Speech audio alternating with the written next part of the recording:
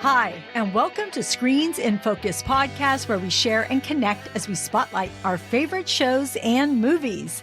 I'm Diana, and today we're talking about Fear the Walking Dead Season 7, Episode 15, and our recommendations on Stranger Things, Obi-Wan Kenobi, Top Gun Maverick, Rules of the Game, and more.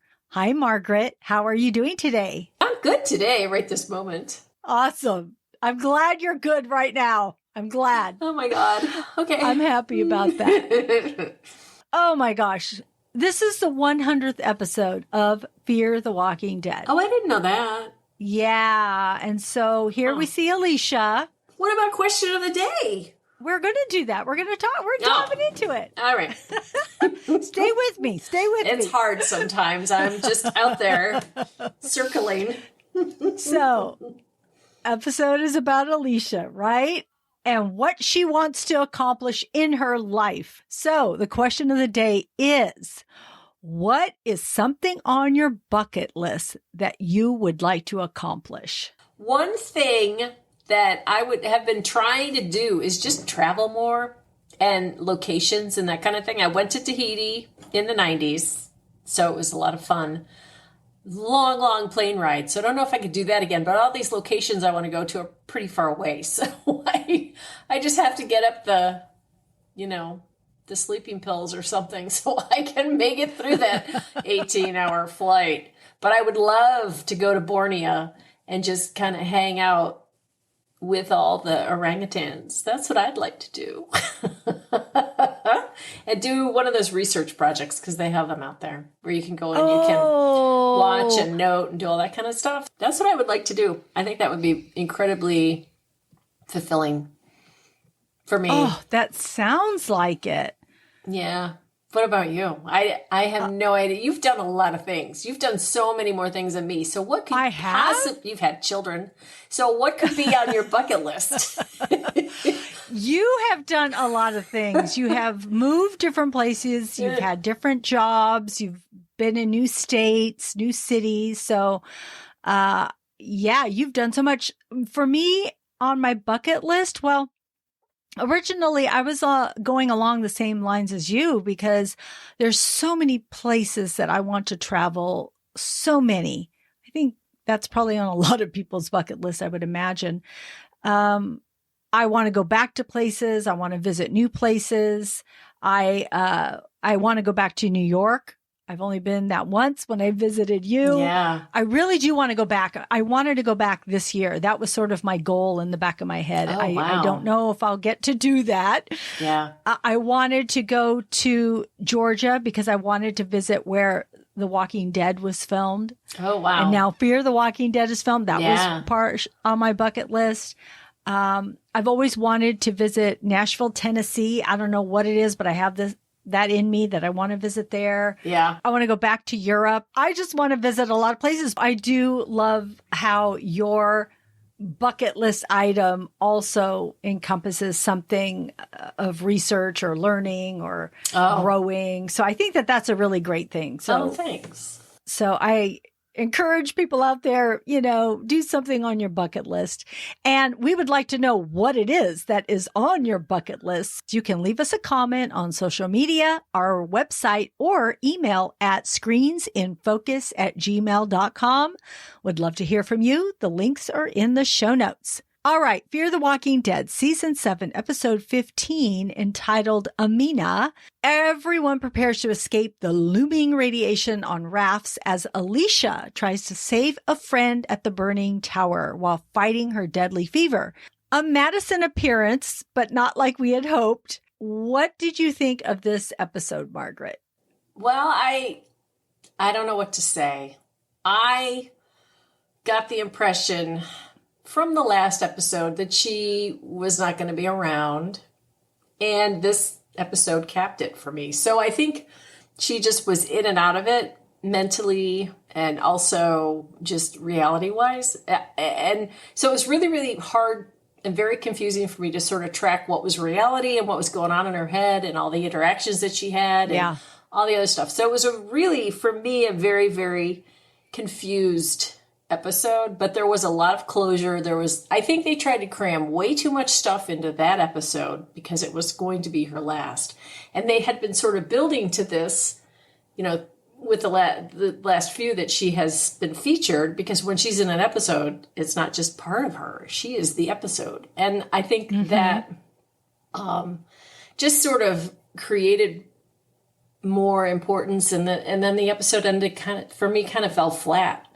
So, she's, little girl, that was her. We knew that before.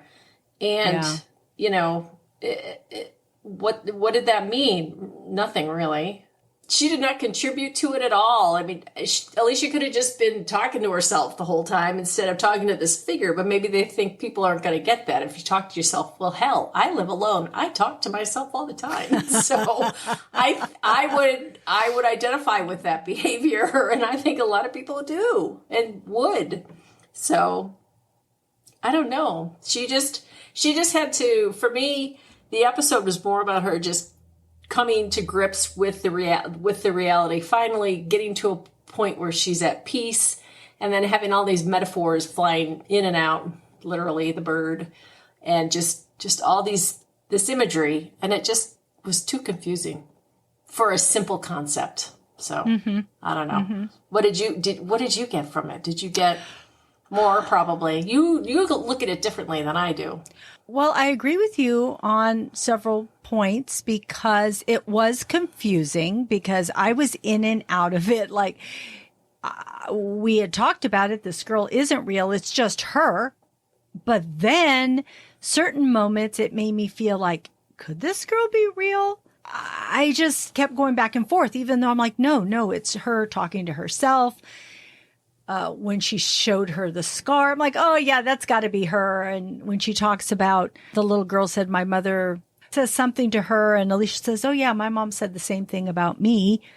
I'm like, oh, well. No, to me, it was how to heal a cut or a wound or something like that. It had something to do with the injury. It did, I thought, didn't it? I think it did. And then when she said that, yeah, my mom said that to me too. Because I watched it a second time. I watched it again yesterday just to kind of clarify my confusion, which crystal clear. Yeah. Not. No, totally crystal clear that I'm confused because it didn't make any sense the second time. So yeah. Okay. Also, I had trouble with the ending because I'm like, don't tell me Alicia died and this is her afterlife. Please don't tell me. Just don't tell me that. That would be just not right. Because we had talked about this in previous episodes. I'm like, they had better not kill her off before her and Madison meet. And I'm not convinced yet. I still have some hope that she's still alive. And I think that they're going to leave it like this, not really, giving us, a 100% for sure that she is gone, because she could come back. She could be like Maggie. Yeah. When Maggie took off, was in a show, and Maggie came back. So I feel like Alicia is going off and Alicia can come back. Yeah. And so I'm hoping that that's the case. It still bothers me in a way, though, that her and Madison won't get to meet up, but I don't know, but it'll be good to have Madison. It'll be good to have at least one person in the Clark family still there. But they'll have the tapes, right? They have the tapes. I know. It's not the same. No, it isn't the same, but that's how she'll come back to the show. So my whole thing on that, when she woke up, when they all pushed off and she collapses on the shore, and then she wakes up after whatever. She looked incredible.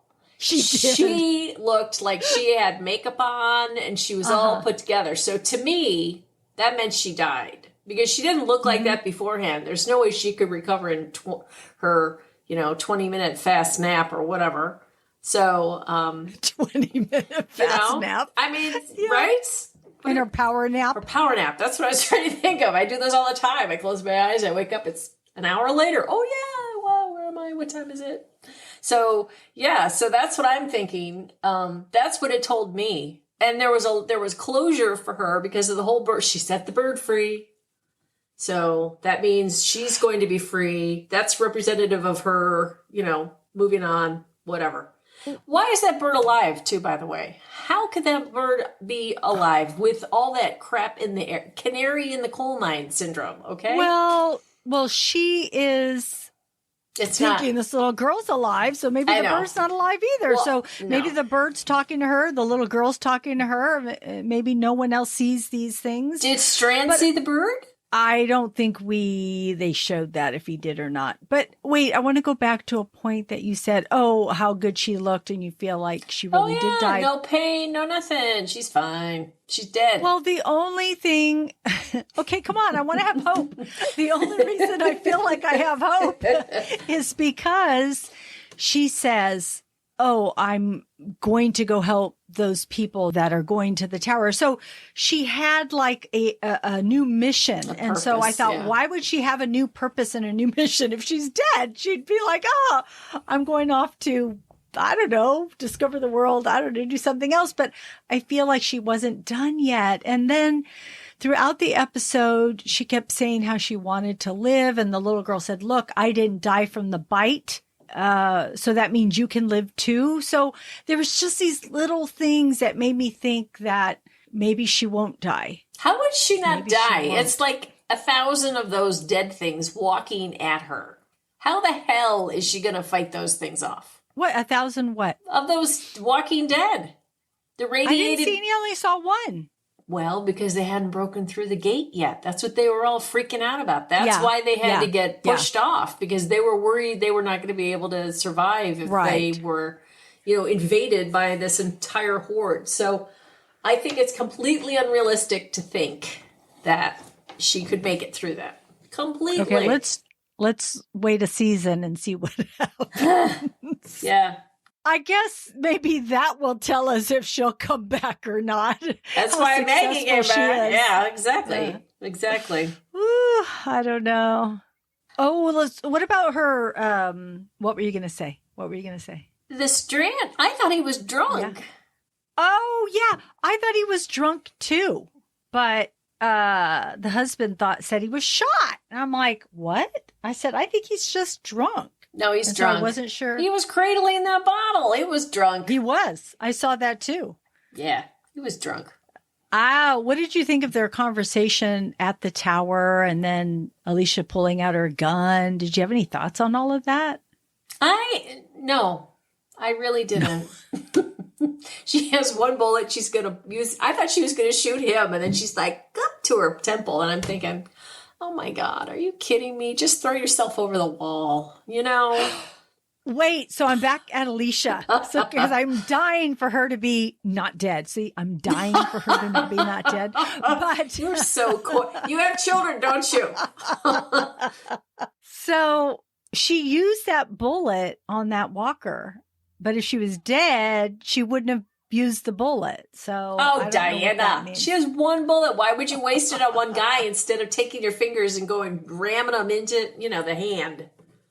Which, by the way, I loved. That was my favorite part. The hand, when she's looking at it and it's all gory and gross, but then cut to the back of the truck where the little imagined girl is talking to her, and it's a stump. So you're like, yeah, that was another confusing thing. And she kept seeing all these dead herself chewing. What? It was herself. It could be, and when she looked into the water or whatever it was, and she saw herself back as a walker. Oh, I didn't. Did you catch it? Yeah, when she was right after her looking at her hand.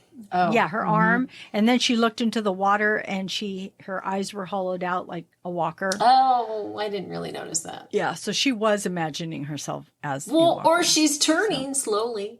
Well, but they showed you she wasn't, because she did see her arm, and she looked good at the end. So she was dead. She was all done up by the mortician. I know. I'm having what is it when you don't want to believe something? Denial. Denial. Yes. But she as a human being wants to leave the show. So what are you going to do? Oh, I get that. Yeah. Well, I didn't know she was leaving. They never said she was I Googled it. absolutely No, I leaving. Googled it, and they said she's been on the show since she was 19. She's what, 27 or something now? I don't know. She's been on the show for like 7 years or 8 years, whatever. And she said it's, time to move. She's tired, just like Maggie. Yeah, we are Laura, in season Laura? 7. So, Lauren, yeah. Yeah. So she wanted to test the waters and found out that everything ends. I guess she's passing the baton back to her mom, huh? I know. So she never met Morgan? No. Okay. Oh, that whole ending with Morgan, with Alicia talking to everybody and saying goodbye to everybody. Right. How she's dead. No, before that, before that part. When she's in the boat and Charlie comes by and she talks to her. And did you see Charlie quickly jump from one boat to the other? I'm like, oh, she's got a little pep in her step. I was thinking the same thing. She's not sick. I know. Well, maybe she'll get better. No, she didn't move. She just didn't move right. Yeah. Then she talked to Morgan on the walkie, and Morgan says, I'm going to see you, right? I'm going to see you, right, Alicia? Something like that. That was with a baby screaming in the background. Yes.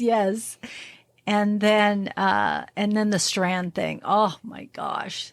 Poor Strand. He's going to be ostracized. Nobody likes him because he's such a whack. She was the only one who actually cared about him and, tried to help him, take care of him. Yeah. Throughout the whole series, it was a mutual thing. They had this bond, I don't know, from way back. Just the whole family, that whole family. So maybe that's going to be the Madison and Strand. Maybe that'll be the connection. She's just replacing Alicia. So she and Strand will probably rule the world. Or try to. Rule the world. I don't know. Morgan's still there. I don't know about that. Because Morgan and Strand are, I don't know how that's going to pan out. Hello, Negan.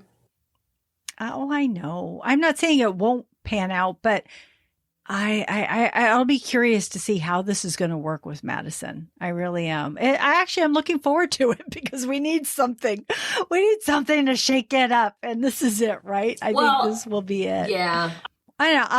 I'll look forward to seeing what happens. So, do you have any other thoughts or tidbits on this episode? I just wish it had been tighter. I wish it had been done better. I just feel like they're falling asleep at the wheel because this show used to be so good, and now. I do agree with you, Margaret, on that. I think the actors have been really good. It has nothing to do with them. They're all still really great. I love them. I just think what they are presented with isn't. This storyline wasn't as good. And maybe Alicia should have attacked the tower. Maybe her and Strand could have come together a different way. Maybe he could have been at a point where he was going to do something to her and he found that he couldn't. But I felt like there should have been an attack. That would have been more exciting. Or Walker should have stormed in and they should have had to run away from all of them. Something. There was just something missing. Completely. And I think that they could have done this so much better, even on the storyline. I think they could have taken the storyline of the walkers being radiated in this tower and just made it a little more interesting. Yeah. There were just certain choices that they made that just didn't work. But at least we did have good acting in this. And I appreciated Alicia. And think about it. She had to act like she was sick and groggy all this time, yet she was still fighting. I did love it when she was smacking one of the walkers. She was really smacking it down. It was a pretty good shot with that. So what happened to Grace with the truck, the SWAT truck, right? That's her truck. Yeah. Where is she? Oh, you mean Al? Yeah. Where is she? Oh, Al left. Remember? No. Al left with her when she went and met up with Isabel. Oh, so she left the series, so she has been gone. I didn't know she left the series. Yeah, she left the series, and her last episode was when she met Isabel. Okay. She left Morgan and Grace, and she said, I'm on my way, and she took off, and they met at some cabin. Gosh, but you know what? They're somewhere in the area, so who knows what happened to them, Or they're right? radiated. I don't know. Yeah, that Melted. They melted like the Wicked Witch of the East. So, just to tie up Alicia's story, I do want to talk about this bird and this tape and Madison and all of that, because it was important to this episode. So the episode is entitled Amina. Oh, yeah. Which is short, I believe, for Wilhelmina, which is when Madison told the story that Nick and Alicia found this bird. It had no wings. Madison thought the bird was going to die. And she thought every morning when she got up and opened this box, she'd find this dead bird, but they continued to feed it, continued to take care of it. And lo and behold, one day she woke up and that bird was chirping and flying around. So she felt that her kids didn't give up on the bird.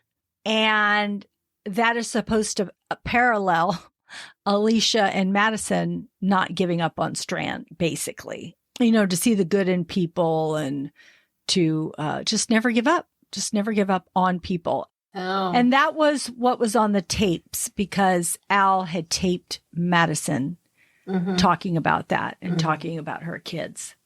So when did those two cross paths? Who? Al and Madison. Right when Al, I think, was coming in. Oh. Must have, right? I don't know. I'm going to have to look this up. Yeah, I'm trying to. Oh. Yeah, I don't. When did Al meet Madison? It was revealed that Madison and Al's meeting actually happened just before the group found the baseball stadium, at which point everyone had been separated for a couple of weeks. So in a sense, Al was one of the inspirations for Madison's rejuvenated focus on making a new life for everyone. Okay, so they did meet right before. Thank you for that information, Margaret. All right.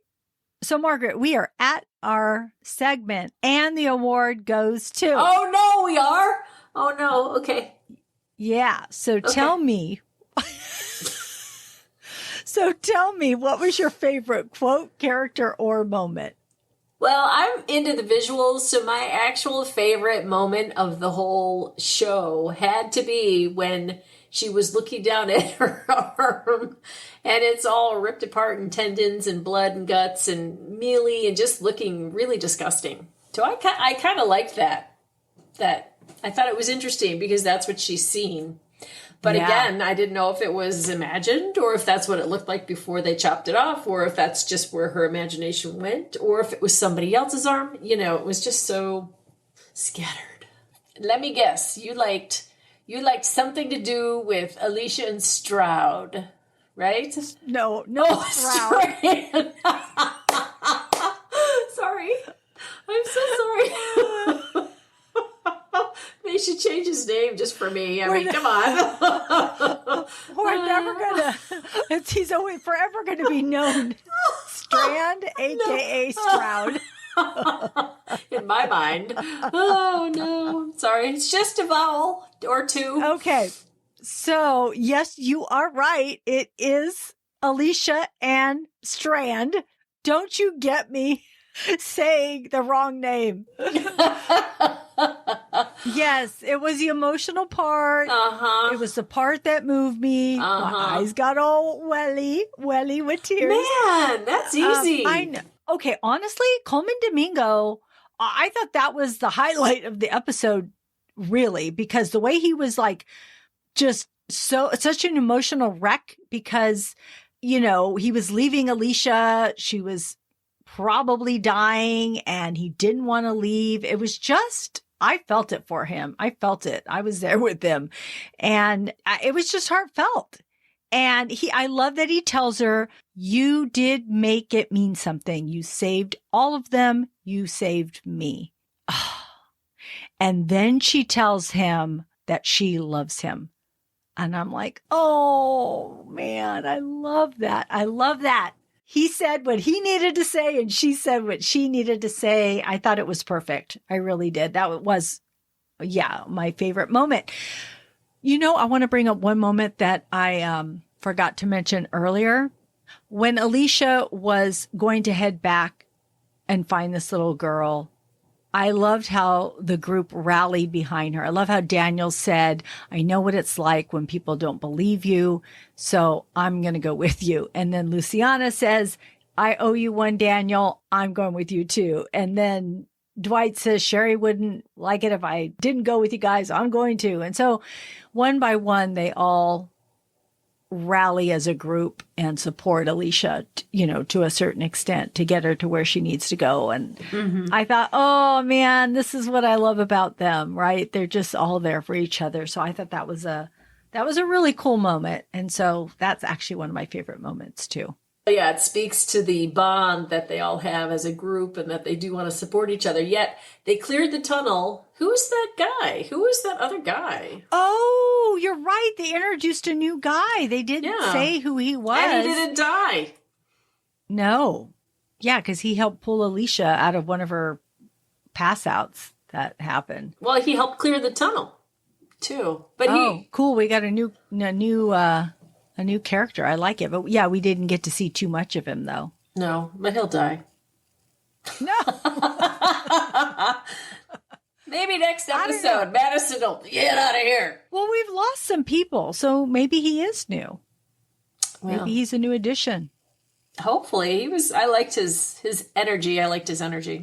I did too. That's why I'm saying that. We need some more good people on the show. Yeah. So let's hope he continues. All right. So the next episode 16, is entitled Gone. And it says, Morgan finds a new ally who turns out to be more trouble than he bargained for. Did you see the previews on this? I don't know. It's not the shooting of I thought that was the tail end of the other episode. No, it was a preview. Oh, yeah, I saw that. Yeah. Yeah, I like it. I saw it twice because I watched the show twice. I saw it twice too. But it was interesting how they said, oh, you took our kids. Yeah. And now we're taking yours. I'm like, what's up with that? They think Morgan took their kids. And then all of a sudden Madison she'll be better off, with me than she is with you. And then she points a gun at him and shoots. And I'm like, maybe she blew up the raft he was in. I wonder. Why? I don't know what it was. He already landed. Why, For him not to get away? I don't know. He's going to come after her. She should be getting in the raft and going. So do you think that she shot at him then? Yeah. Because she would have shot him. That means he shot again then. And I don't know that she would have shot him. I think it just made it look like she did. I hope. Because Morgan, come on. Is he a cat? How many lives does a guy have? I mean, Madison has come back. So, is that's not the finale, the mid-season finale? Okay. No, it's the finale of season 7. Okay. Well, I mean, it just may have been a warning shot, or it may have been somebody who was on the other side of the hole, coming after her again.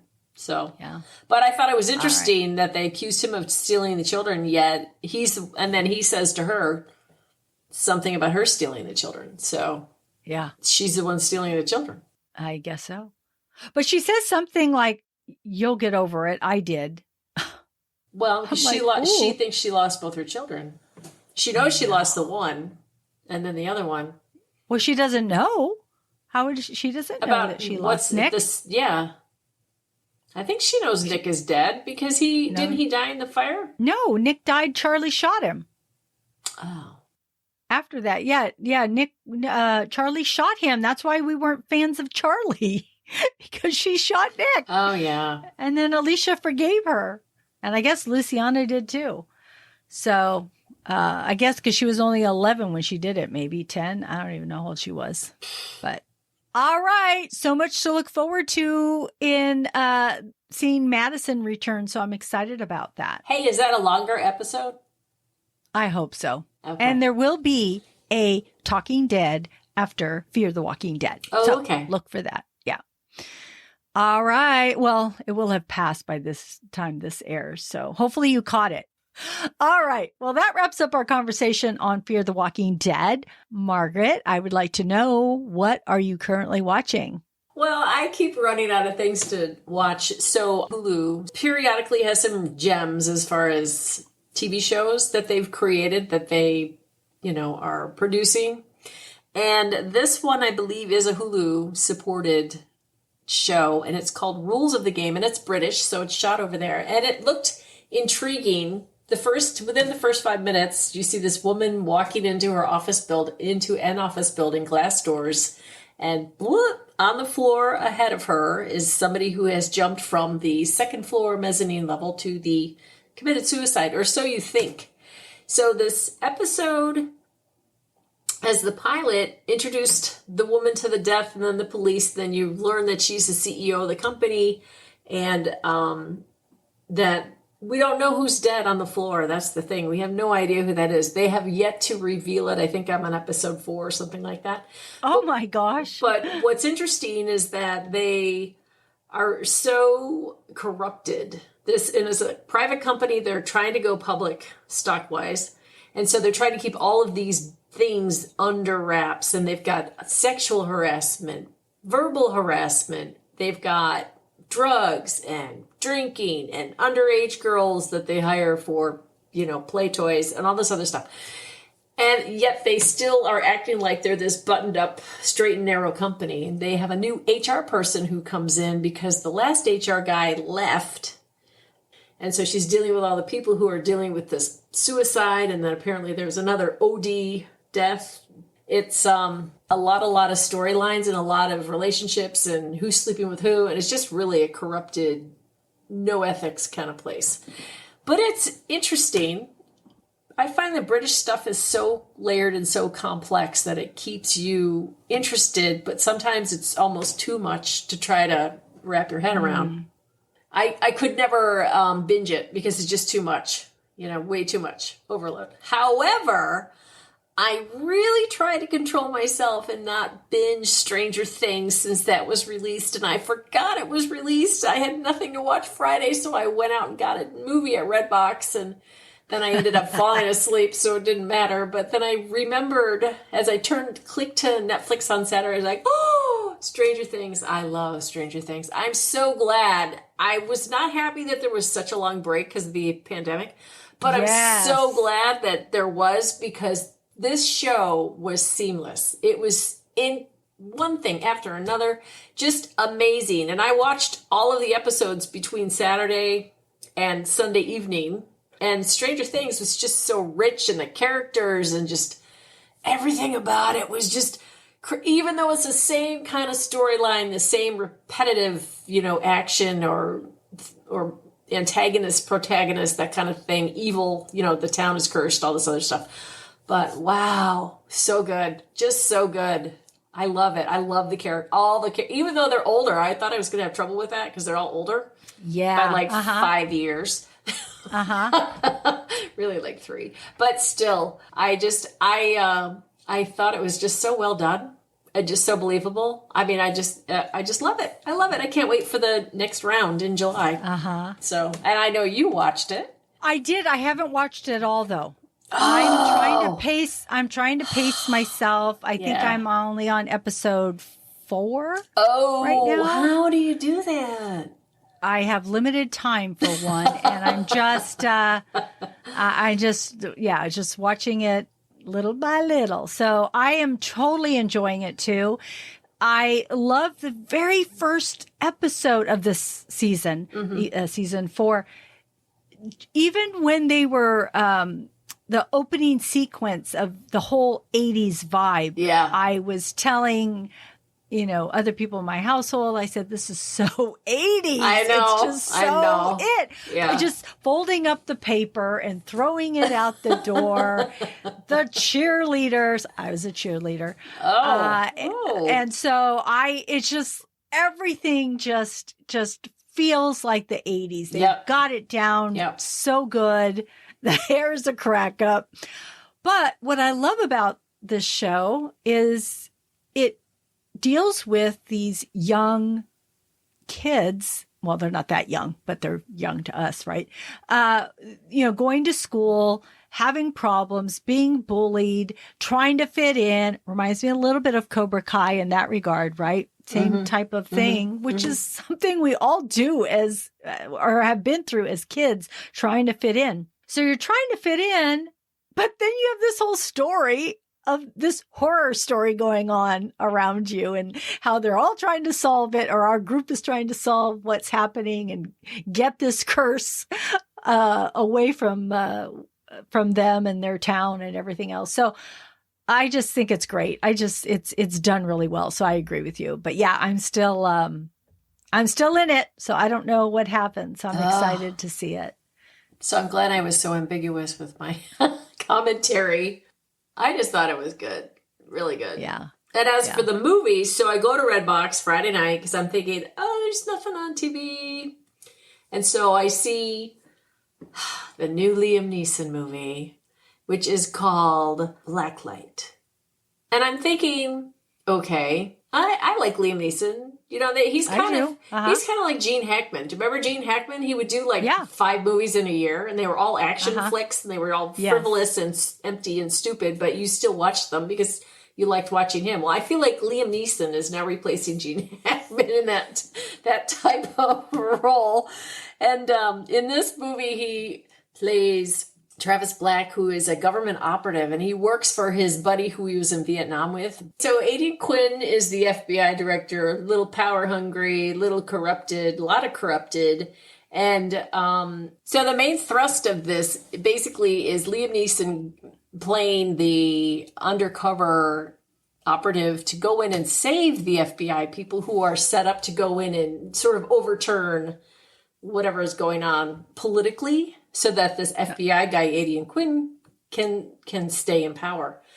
Anyway, the movie is about power and corruption and bad acts, murder, reporter, and family, and no ethics. This movie and then The Batman I finally saw. I rented that at Redbox too. I got $1 off, so it was a deal. I was hesitant to sit down because I saw it was 2+ hours, but I really, really enjoyed it.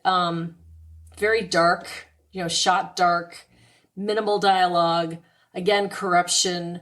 Again, a complex storyline because everybody's killing the other guy because he did this way back when, and just trying to follow it was a little, I guess I was tired. I don't know. But it was just very complex, but I thought it was really well done. So, and it was set up to have a sequel. So we'll see if we get another sequel or another movie of The Batman. We will. We will. Oh, man. So what did you watch? I watched Stranger Things, as I said. Yeah. And I watched Obi-Wan Kenobi on Disney Plus. Oh. And it is basically 10 years after Star Wars Episode 3, Revenge of the Sith. And Obi-Wan Kenobi is living on Tatooine, hiding because Darth Vader has his Siths hunt any Jedis who survived. And they kidnapped little Leia to draw Kenobi out. And so, and Ewan McGregor reprises his role. So I believe there's only been a few episodes. I've only watched 2, and I think they're being released weekly. Oh. So I could be wrong, and there could be more out there, but when I saw the 2 that I did, it didn't pull up a new one. So I assumed I was going to have to tune in weekly. Yeah. So, but it's been pretty good what I've watched. I'm like, oh, this is good. So did you watch the other one? Are you watching all of these series that are related? I watched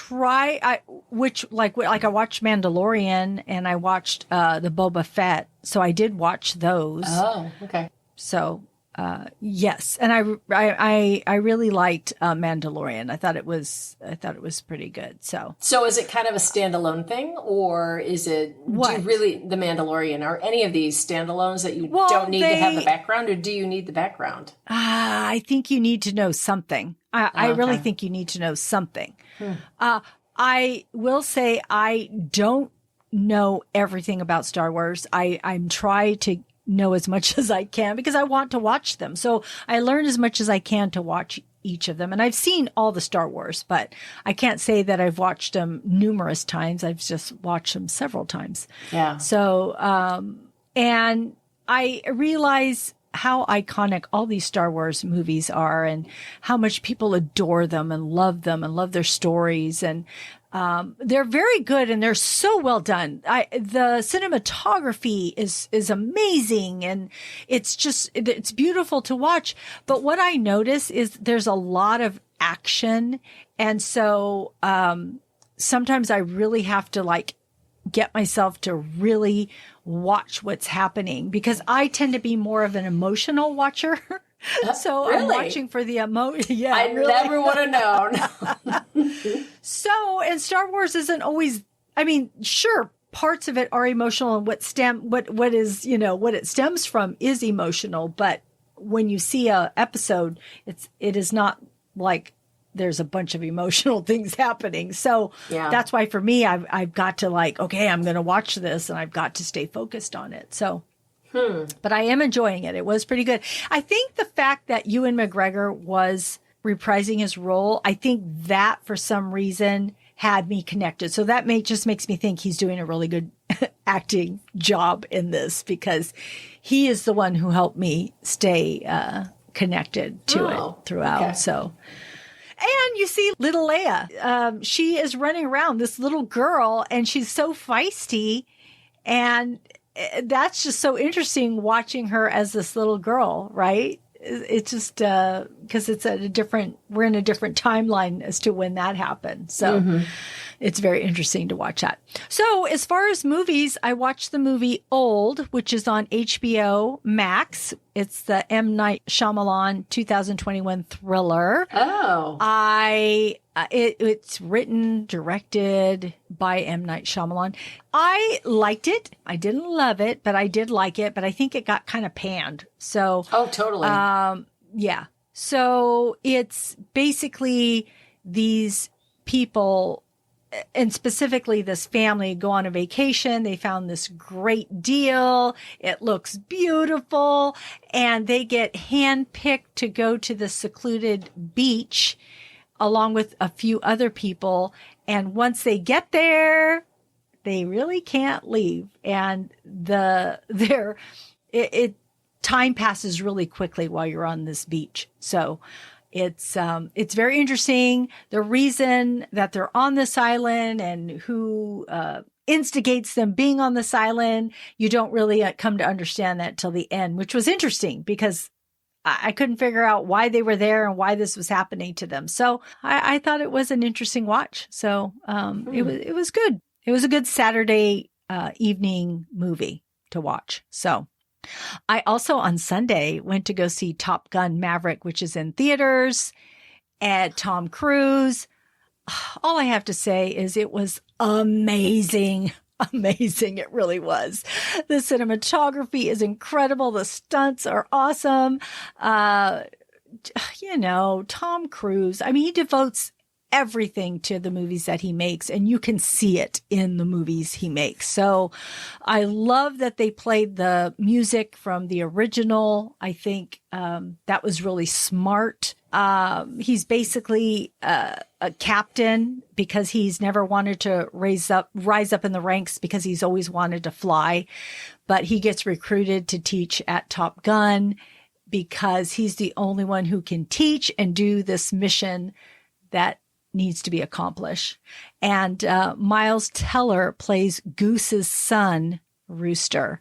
And it's how Maverick is haunted by what happened to, his friend Goose. So it's a super good movie. I would encourage everybody to go watch it. It's very, very good. And if you get the chance, go see it at the theaters because it's amazing. And look for podcast episode Top Gun Maverick because it's out there. All right. Thank you, Margaret, for hanging out with me today. Oh, you're welcome. My pleasure. And I love your movies and shows. So keep watching good ones and reporting them back because if they come out, I'll watch them. There are some good ones out there. There are some good ones coming. And I was at the watching all the trailers as I was sitting there. Oh, like Jurassic Park, Dominion. Oh, yeah.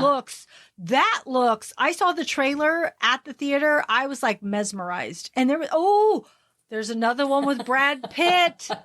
There's another one with Brad Pitt. I cannot think of the name, but who is in the film with him? Who cares, right? I'm like, oh my God, that man.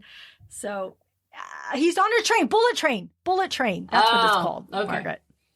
You know, I think that even though COVID did a number on everybody, I think it did a really good number for us for watching what they were able to create, because some of this stuff, you know, was done under duress, or it wasn't done and then it was rethought. Because, I mean, I think it really gave people a chance to, like, perfect what they do. Mm-hmm. And so the quality, the level of just story and just production value is amazing, because we've got all these really good movies. We do. And TV shows. Incredible TV. This is just like blowing my mind. There's just too much to see. It is. There is so much to see. All right, Margaret. That's our show. Thanks for tuning in. We are grateful you tuned in, and we hope something we said today resonated with you, gave you a chuckle, some happiness, some positivity, or inspiration. Please go to screensinfocus.com. You can connect with me there and tell a friend. We would love more members of our TV club.